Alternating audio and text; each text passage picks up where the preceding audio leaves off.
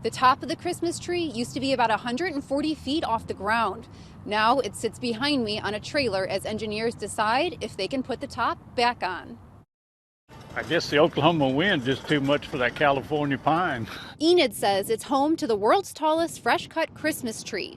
Overnight, the sky-high holiday display got about 30 feet shorter. It got to the upper 50s as far as the wind, but up there it is a lot stronger. So I wouldn't be surprised if it was in the 70s or higher. I think it was an area between some of the braces that had snapped. The tree, called the One Enid, has loomed 140 feet over the town for about a month, while crews hung nearly 2 tons of lights and ornaments all around the tree. It snapped around 10 Sunday night. Was a little bit nervous about the tree, but it had withstood the winds before, so we thought maybe this was just another test of God. At our house, we had to take the big blow-up things down. We have a Santa Claus. He's 9.5 foot tall, and he was sitting there.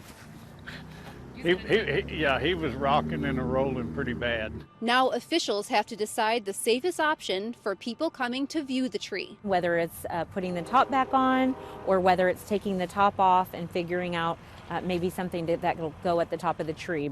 The coordinator of One Enid hopes to have that decision made by the weekend.